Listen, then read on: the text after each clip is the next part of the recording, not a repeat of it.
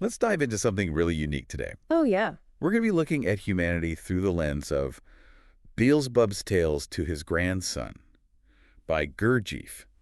Interesting. It might sound kind of wild at first, I can imagine. but this book, Yeah. it's packed with these thought-provoking allegories. Okay. And they give us a really different way to think about human psychology and our place, in the whole cosmos. I like it.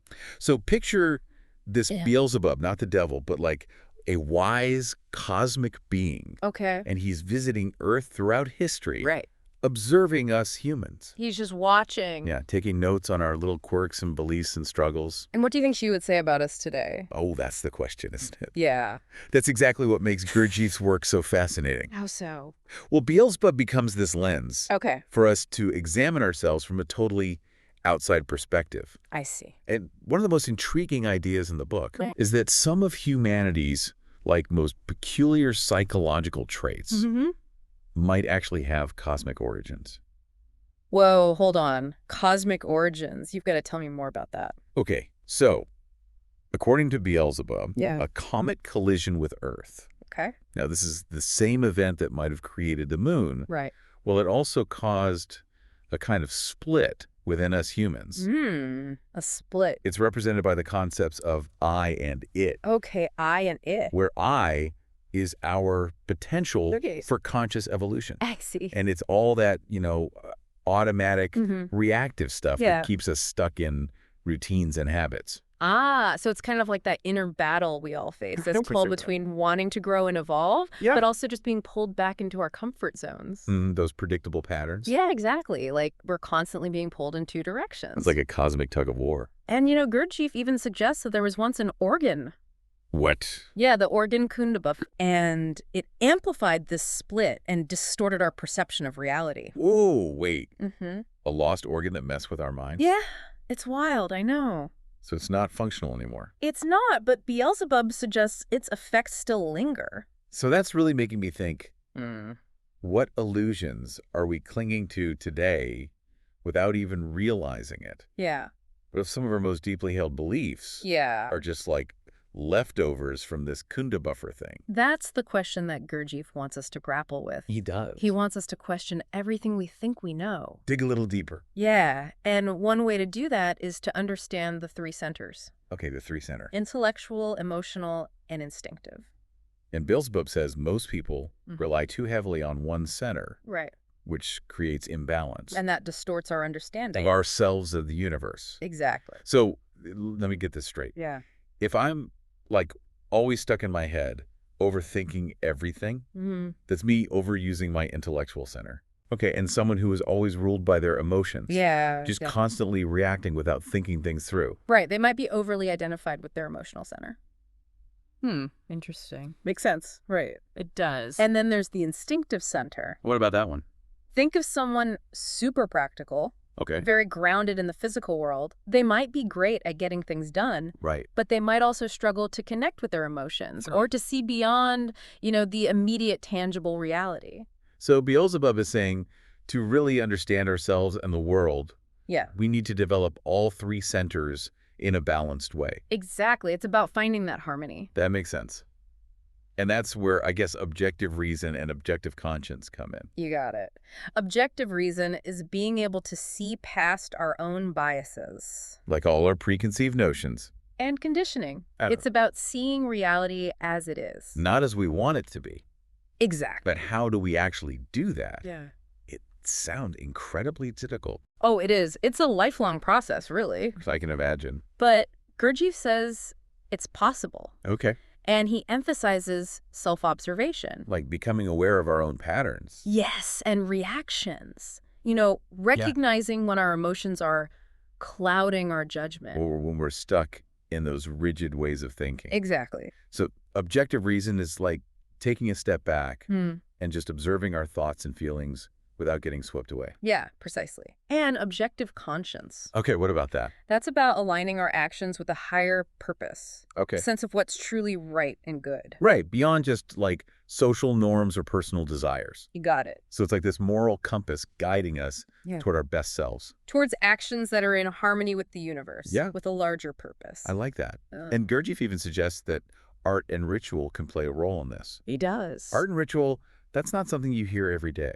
Not really, but think about it. How does that even work? Well, Beelzebub describes how ancient civilizations use them not for entertainment. Not for entertainment. No, but to create deliberate disharmony. Okay. To shake people out of their complacency. To wake them up a little. Exactly, to make them question everything. Hmm. So imagine music with clashing rhythms, conflicting emotions, Right. ceremonies with unusual postures, I see. dances designed to induce specific psychological states. Whoa. So it's about using art and ritual to disrupt our usual ways of thinking and feeling. Yes, to create cracks in our limited understanding of reality. Like jolting us awake. Exactly, making us see the world with fresh eyes. That's fascinating. And then he brings in the sevenfold law and the enneagram. He does, taking these ideas even further. Those sound pretty complex. They can be. Can you break them down a bit? The sevenfold law, also called the law of octaves, describes how energy moves How so? in spirals with these predictable points of resistance. Points of resistance. Yeah, it's like a cosmic principle that governs everything. Everything. From the formation of galaxies to the growth of a plant. Wow. And the Enneagram is a 9-pointed symbol that helps illustrate this law. Okay, so this law of 7, Yeah. this applies to humans too. Absolutely. How so? Gurdjieff says that by understanding this law, we can gain insight into our own growth. Oh. The challenges we face, the points of resistance we encounter in life. So it's like a roadmap to navigate the ups and downs. Exactly. And to understand why certain things happen. Yeah. And how to overcome obstacles. Precisely. That's pretty amazing. It's all connected. It is. We're not just isolated individuals. We're part of this vast cosmic dance. Wow. That's a lot to think about. It is. But it's so thought-provoking, this whole idea of Beelzebub observing us. I know, right? What else do you think he'd see in our modern world? That's a great question, and one we'll explore further in part 2 of our deep dive.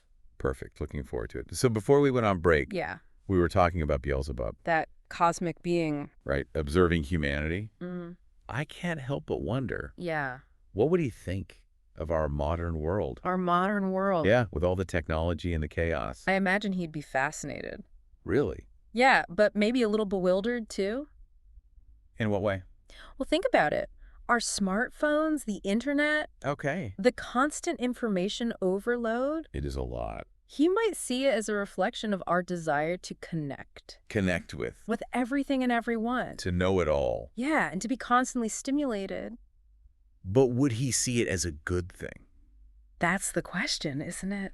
I mean, it often feels like we're always plugged in, always distracted. Right. And that constant connectivity can lead to fragmentation. Fragmentation. We're connected to everything, yet we often feel isolated. Isolated from? From ourselves, from each other. Remember the 3 centers we talked about? Yeah.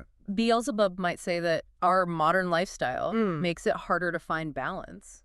Between those centers. So you're saying all this technology, all this information overload, could actually make it harder to connect with our true selves. And to develop that objective reason we were discussing. I see what you mean. Picture Beelzebub watching us. Watching us what? Scrolling through social media. Comparing ourselves to others. Right. Looking for validation through likes and comments. Yeah, it's almost like we're addicted to it. He might see it as feeding our ego. Our sense of self-importance. Exactly, and distracting us from real inner development. It's like we're always trying to fill a void. With external validation. Right. With fleeting distractions. And it never really satisfies. It doesn't. Is it? True fulfillment comes from cultivating our inner world. From developing our awareness. Our compassion, our understanding. He might say we've become addicted to the quick fix. Yeah. To the dopamine hit of a notification. Right. We've lost sight of the deeper meaning. The purpose. That can be found in simply being present. In connecting with ourselves and others. On a genuine level. That makes me think about our relationships. Oh, interesting. Would Beelzebub even approve of how we connect these days? I don't know.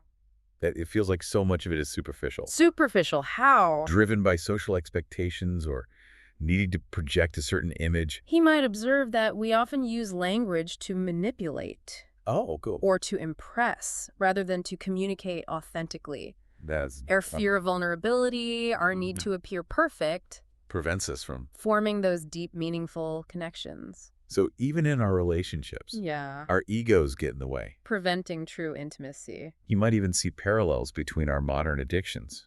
Oh, like what? To technology, to consumerism. To instant gratification. Right. And the effects of the organ Kundabuffer. Like we've replaced one illusion with another. It's like we're still under its influence. Even though it's gone. Bit depressing, isn't it? It can be, but it's not all doom and gloom. You think so? There are people trying to live more consciously. To seek something deeper. Yeah, I think Beelzebub would see them as a sign of hope. He would. Think about those who are meditating, practicing mindfulness. Engaging in spiritual practices. He'd see them as pioneers, paving the way for a more conscious humanity. It's like they're reclaiming their peer. That potential for conscious evolution. And wouldn't he be fascinated by our growing interest in ancient wisdom? He might. We're rediscovering practices used centuries ago to awaken consciousness. It's like we're starting to remember something we've forgotten. Something deeper, beyond the material world. Exactly. Almost like coming full circle, returning to the wisdom of our ancestors. To navigate the complexities of today. It's interesting. And remember the law of 7. Yeah, with its points of resistance. The need for conscious effort. To overcome them. Beelzebub might suggest that this law is playing out on a collective level, too. What do you mean? Humanity is in a period of intense transformation. There will be challenges, setbacks, chaos. So all the turmoil in the world. Yeah. The conflicts, the environmental crises. You might see it as part of this larger cosmic process. Of evolution. Yeah. But those are opportunities, right? We might say that. To wake up. To recognize our interconnectedness. To work together. For a more harmonious future. That's a pretty daunting task. It is. But also kind of exciting. How so? If we can learn to see through the illusions, connect with our true selves, maybe we can make a difference. That's the message of hope that Gurdjieff offers. Through Beelzebub. It's not about escaping the world. Or denying the challenges. No, it's about engaging with them. Consciously. With awareness. And understanding our place in the grand scheme of things. Precisely. So it's not about becoming some enlightened being who floats above it all. No. But about being present in the world with all its messiness and beauty and working to make it better. That's the idea. And that brings us back to objective conscience. Okay. It's not just about personal morality. It goes beyond that. But about contributing to the evolution of consciousness itself. To create a world that reflects compassion and understanding. And love. Exactly. That's a powerful thought, realizing our individual choices have a ripple effect. Beyond ourselves. It gives meaning to our lives. It does. It does. And that brings us back to our starting point. To Beelzebub observing us today. What would he see? I think he'd see us at a crossroads. Facing challenges. But also possessing incredible potential. Potential for? For growth and transformation. You think he'd see the best and worst of us? Our capacity for love and destruction. But ultimately, he'd have faith in us. To learn, to evolve, to create a better future. And on that note of hope and possibility, let's wrap things up in our final part. Back again, still trying to wrap our heads around what Beelzebub would make of our world today. It's quite a thought experiment, isn't it? It is. And one thing that keeps popping into my head is how differently he might see our relationship with time. Oh, that's interesting. We rush, we multitask. Always looking ahead. Right, never really in the moment. I think Beelzebub, with that cosmic perspective of his, he might see this as a form of unconsciousness. Avoiding the present moment. Exactly, like we're too caught up in getting things done. Achieving those goals. And we forget to simply be... To experience life as it unfolds. Makes you wonder if it's another effect of that Kundabuffer. An illusion of separation from now. Yeah, remember the Kundabuffer distorts reality. It does. And our experience of time is a big part of that reality. So Beelzebub might say that by slowing down and paying attention to the now, we can break free from that distortion. So those practices like mindfulness and meditation, where you focus on being present, they become tools for overcoming the Kundabuffer. That's what he might suggest. Interesting. Right. It's like by being aware of our thoughts and feelings in this moment, we step outside that distorted reality. And connect with something more authentic. A more authentic experience of ourselves and the world. Exactly. It makes me think about how we approach art and entertainment these days. Oh, how so? Well, we just consume so much so quickly. Yeah, without really paying attention. The background noise almost. What do you think Beelzebub would make of our Netflix binges? Or our endless scrolling on social media. He might see it as this passive consumption. Trapping us. In a cycle of seeking stimulation outside ourselves. Instead of cultivating our own creativity. Remember how he talked about ancient civilizations using art to provoke conscious disharmony. Yeah, to shake things up, make people question things. He might say we need a similar approach now. Art that challenges us. Art that helps us see the world in new ways. He might even encourage us to create our own art. To use it as a tool for self-discovery. So instead of passively consuming, we become conscious creators. Of our inner world and the world around us. I like that, a conscious creator. And this brings us back to objective reason and objective conscience. Okay. Beelzebub might say developing those requires us to step outside our echo chambers. What do you mean by that? Well, we tend to surround ourselves with information and opinions that just confirm what we already believe. Creates a closed loop. Preventing us from seeing things objectively. So it's about actively seeking out different perspectives? Even if they're uncomfortable. Even if they challenge our beliefs? He might even say that our ability to have real dialogue with those who disagree with us, to really listen and understand, is a sign of our evolving consciousness. It's like recognizing we all have a piece of the truth. And through open dialogue, we can get closer to a more complete understanding. Precisely. I think that might be Beelzebub's ultimate message for us. What do you think it would be?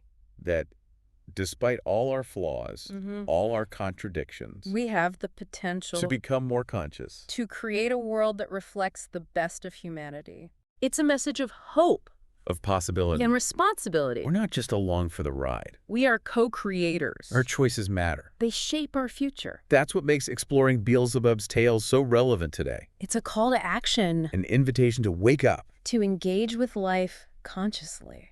And to contribute to the evolution of consciousness itself. We hope this deep dive has sparked something in you. To look at yourself and the world with fresh eyes. Keep questioning, keep exploring. And if you want to go deeper, remember, we're here to guide you. Until next time.